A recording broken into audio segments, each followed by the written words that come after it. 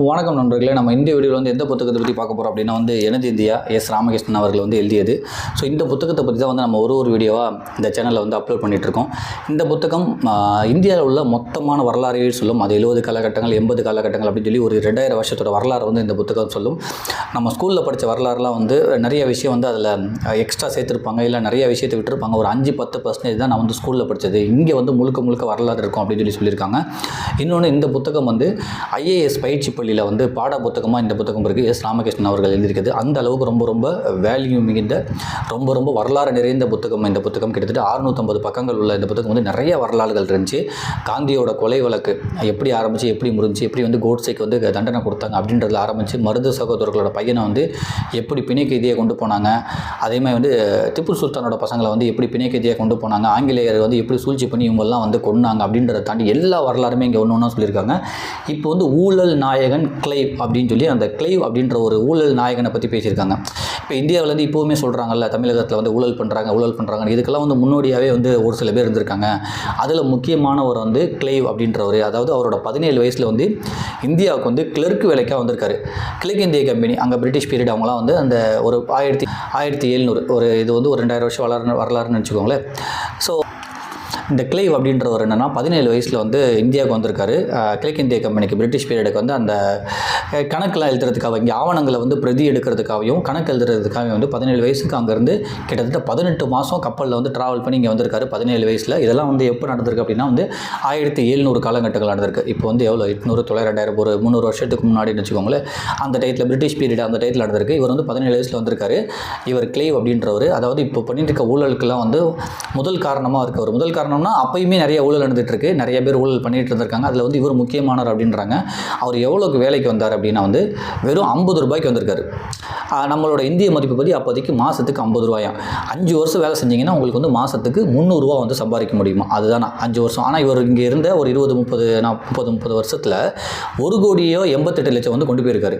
எப்படி 50 ரூபாய்க்கு வேலைக்கு சேர்ந்து ஒரு 4 வருஷம் நீங்கள் வந்து வேலை செஞ்சாலும் 300 ரூபா தான் வர முடியும். ஆனால் எப்படி வந்து 1 கோடி 2 கோடி கிட்ட எப்படி கொண்டு போனார் அப்படின்றது தான் வந்து இங்கே பயங்கரமாக சொல்கிறாங்க. அந்த அளவுக்கு வந்து இவர் மேலே ஊழல் குற்றச்சாட்டு இருக்கான்.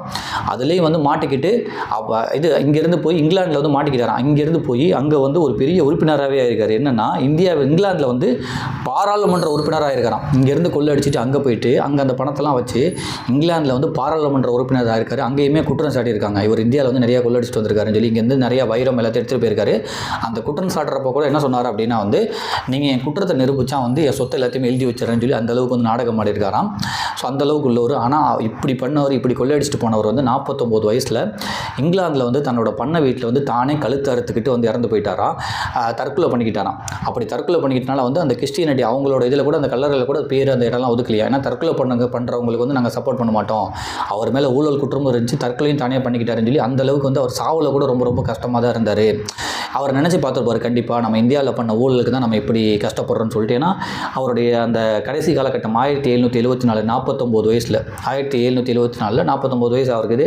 அப்போதைக்கு நிறைய பிரச்சனைகள் வந்து அவதிப்பட்டிருக்காரு. அவருக்கு வந்து பித்தப்பை கோளாறு இருந்திருக்கு, தீவிரமான மனசிதைவு இருந்திருக்கு, தூக்கம் வர்றதுக்காக வந்து போதை ஊசி போட்டு தூங்க ஆரம்பித்தார். ஒரு டயத்தில் அது என்ன ஆயிருக்குன்னா அந்த ஊசி வந்து நரம்பை வந்து பாதிச்சிருச்சு. அந்த நரம்பை பாதித்து ரொம்ப வலி வேதனமாக வந்து ரொம்ப கஷ்டப்பட்டுட்டு இருந்தார். கடைசி காலத்தில் யாருமே கண்டுக்கிறது கூட ஆள் இல்லாமல் லாஸ்ட்டில் அவரே வந்து தற்கொலை பண்ணி இறந்துட்டாரா 49 வயசில். ஒரு டயத்தில் இந்தியாவிலேருந்து நிறையா வைரத்தையும் தங்கத்தையும் இந்த மாதிரி பணத்தையும் கொள்ளடிச்சிட்டு போன ஒன்ஸ் 49 வயசில் வந்து அதுக்கு முன்னாடி இங்கிலாந்து உறுப்பினர்லாம் ஆகி அங்கேயும் பெரிய பிரச்சனை பண்ணி மாட்டிக்கிட்டு தானே தன்னோட வாழ்க்கையை வந்து முடிச்சுக்கிட்டாருன்ற ஒரு கதை தான் இது. கிளைவ் நான் முன்னாடியே சொன்ன மாதிரி வந்து ஒரு 17 வயசில் வந்து அங்கேருந்து 18 மாதம் ட்ராவலில் வந்து வராரு. கப்பலில் வரப்போ கூட வந்து நிறையா பிரச்சனைகள் வந்து பண்ணாராம். ஏன்னா கப்பலில் வரப்போ வந்து சாப்பாடு எல்லாத்தையுமே நீங்கள் தான் பார்த்துக்கணும்னு சொல்லிட்டு அவங்க அப்பா அமுச்சு வைக்கிறாராம். ரொம்பலாம் பெருசாக காசு இல்லையா அவர் வர்றப்போ. ஏன்னா அங்கேயுமே வந்து ஏகப்பட்ட கடனில் அலைஞ்சிட்டு இருக்காங்க அவங்க குடும்பம். இங்கிலாந்துலேருந்து இங்கே வராரு, 18 மாதம் ட்ராவல் பண்ணி இங்கே வருவாராம். ஏதோ ஒரு அந்த கப்பலே வந்து சொல்கிறாங்க சீக்கிரமாக வர கப்பல் இல்லையா, ரொம்ப லேட்டாக வர்ற கப்பல் தானா, ரொம்ப பொறுமையாக தான் வருமா. ஸோ அந்த 18 மாதம் கழிச்சு வராரு. வர்றப்பே வந்து ஏகப்பட்ட பிரச்சனை. கப்பல் மேலே வந்து கேப்டன்கிட்ட வந்து அவரை வந்து கம்ப்ளைண்ட் பண்ணாங்களாம். ஏன்னா அங்கே உள்ளவங்களை சேர்த்துக்கிட்டு குடிச்சிக்கிட்டு கப்பலோட அந்த ரூல்ஸ் அண்ட் ரெகுலேஷன்லாம் வந்து ஃபாலோ பண்ணாமல் அங்கேயே வந்து ஒரு பெரிய ரொம்ப ரவுடிசம் பண்ணியிருக்காரு. அப்பயே வந்து கேப்டன்ட்ட வந்து இவர் வந்து கம்ப்ளைண்ட் பண்ணியிருக்காங்க. அந்த அளவுக்கு வந்து வரும்போதே வந்து நிறைய பிரச்சனைகள் மிகுந்த ஒரு நபராக தான் 17 வயசு இங்கே வந்திருக்காரு. இங்கே வந்து கணக்கு எழுதுறதுக்கும் அதுக்கப்புறம் வந்து இந்த அரசு ஆவணங்களை வந்து பிரதி எடுக்கிறதுக்கும் அந்த வேலைக்கு தான் அவர் வச்சுருக்காங்க.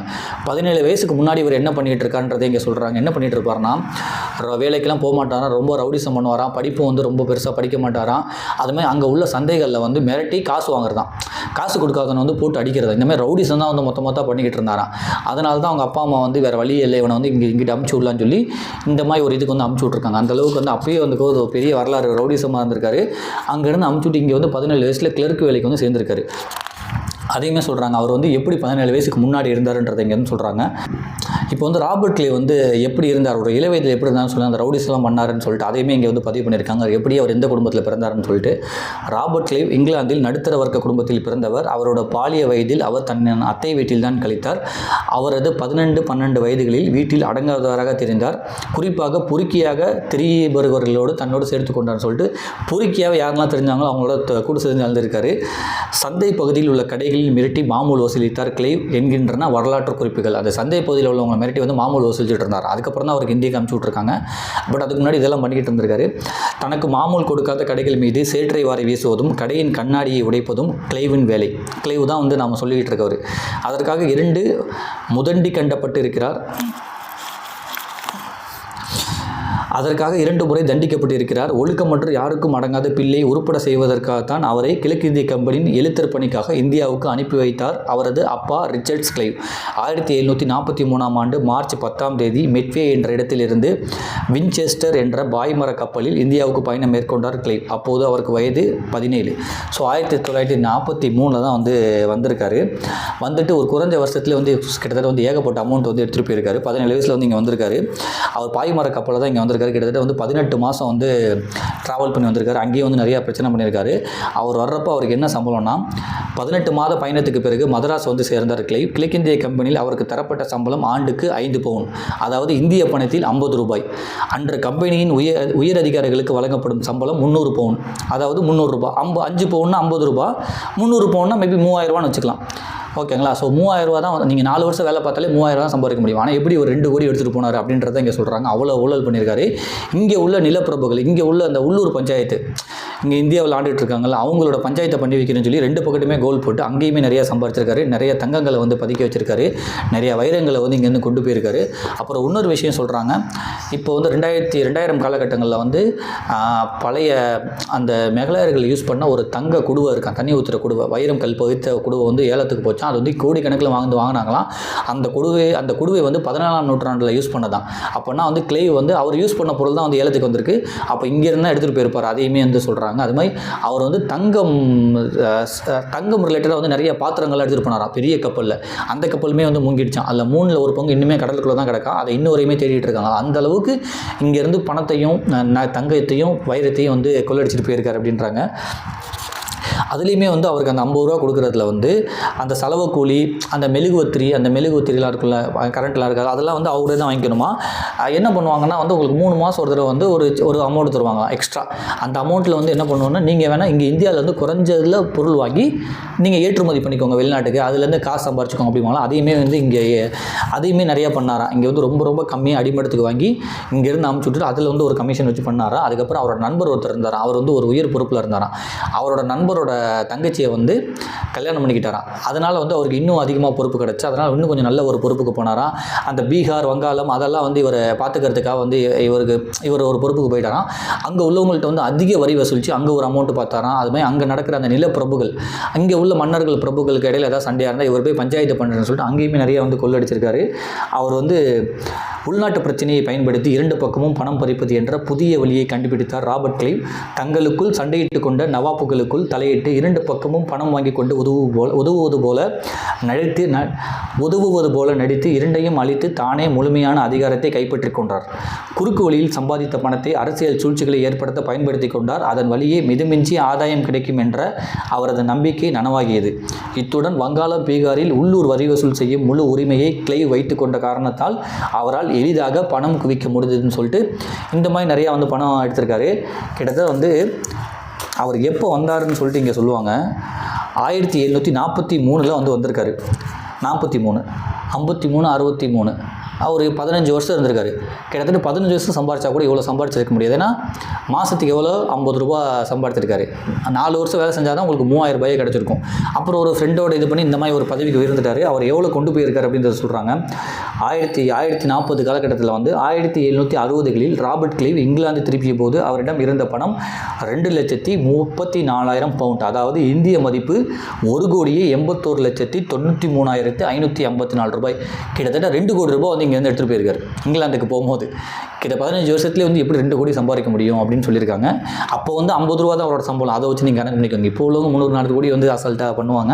பட் அப்போதைக்கு 1773 இங்கிலாந்து பாராளுமன்றத்தில் கிளைவ் மீது சுமத்தப்பட்ட குற்றச்சாட்டில் ஒரு புள்ளி விவரம் காணப்படுகிறது. அதன்படி அன்றைய வங்காளத்தின் மொத்த வருமானம் 1,30,66,761 ரூபாய், செலவு 9 லட்சம். ராபர்ட் கிளைவ் அடைந்த ஆதாயம் 2 லட்சம். இப்படிப்பட்ட சுயநிலைமை தான் ராபர்ட் கிளைவ். இவர் மேலே 2 லட்ச ரூபா வந்து அப்போயே வந்து ஏகப்பட்ட அமௌண்ட் அடிச்சிருக்காரு. அவர் மேலே குற்றச்சாட்டுமே வச்சுருக்காங்க. 2004ஆம் ஆண்டு லண்டனில் உள்ள சூத்பே என்ற ஏலக்கடை வரலாற்று சிறப்புமிக்க பழம்பொருட்களை விற்பனைக்கு கொண்டு வந்தது. அதில் ராபர்ட் கிளைவ் வசம் இருந்த மெகலாயர் காலத்தில் செய்யப்பட்ட வைரமாணிக்க கற்கள் பதிக்கப்பட்ட நீர் ஊற்றும் தங்க குடுவை ஒன்று $5.2 மில்லியன் ஏலத்தில் விற்கப்பட்டது. 17ஆம் நூற்றாண்டைச் சேர்ந்த அந்த குடுவையை இந்தியாவில் இருந்த நவாபிடம் இருந்து பறித்ததுன்னு சொல்லிட்டு அந்த குடுவையே வந்து கிட்டத்தட்ட வந்து $5.2 மில்லியன் வந்து ஏலத்தில் வந்து விற்றுருக்காங்க. அது வந்து இவர்கிட்ட வசம் இருந்த ஒரு குடுவை தானா, தங்கமும் வைர கற்களும் பதிக்கப்பட்டிருக்குமோ. அதுவே 14ஆம் நூற்றாண்டில் உள்ள அங்கேருந்து நவாப்டிருந்து பிடுங்கினது அப்படின்றாங்க. ஸோ இவர் வந்து இங்கேருந்து நிறைய விஷயத்தை எடுத்துகிட்டு போயிருக்காரு. லஞ்ச பணத்தில் வந்து தன்னோட தந்தையோட கடன்லாம் வந்து அடைச்சிருக்காரு. இங்கிலாந்தில் அரசியலில் செல்வாக்கு பெறுவதற்காக பெரும் பணத்தை செலவழித்து பாராளுமன்ற உறுப்பினர் ஆனார் கிளைவ். இங்கேருந்து இங்கிலாந்து மறுபடியும் போய் அங்கேருந்து பாராளுமன்ற உறுப்பினராக இருக்காரு. லண்டன் நகரின் முக்கிய இடத்தில் 92,000 பவுண்ட் கொடுத்து பெரிய மாளிகையை விலைக்கு வாங்கினார். 1773 இங்கிலாந்து பாராளுமன்றத்தில் தனது அதிகாரத்தை பயன்படுத்தி இந்தியாவில் மிகப்பெரிய கொள்ளை நடத்தினார் கிளைவ் என்ற குற்றச்சாட்டு எழுந்தது. ஸோ இந்தியாவில் வந்து நிறையா வந்து திருடி இருக்காருன்னு சொல்லி 1773 வந்து குற்றச்சாட்டு வைக்கிறாங்க இங்கிலாந்தில். அப்போ தான் வந்து நான் வந்து எந்த தப்புமே பண்ணல, எந்த அமௌண்ட்டுமே எடுக்கல, வேணா அப்படி நீங்கள் நிரூபிச்சிங்கன்னா என் சொத்தை எடுத்துக்கோங்க சொல்லி நாடகம் பண்ணாருன்னு சொல்கிறாங்க. என் மேல் குற்றம் இருந்தால் எனது சொத்துக்களை பறிமுதல் செய்து எடுத்துக்கொள்ளுங்கள், என் சுய கௌரவத்தை காப்பாற்றுங்கள் என்று நடித்தார் கிளைவ். குற்றச்சாட்டில் இருந்து விடுபட்டாலும் மனசாட்சியிடம் இருந்து விடுபட முடியவில்லை. அவரது உடல் நலம் மெல்ல நலிவடைய தொடங்கியது. குறிப்பாக இரத்த கொதிப்பும் தூக்கமின்மையும் ஏற்பட்டு அவதிப்பட்டார். பித்தப்பை கோளாறு முற்றியது. சாவோடு போராடி கொண்டிருந்த கிளைவ்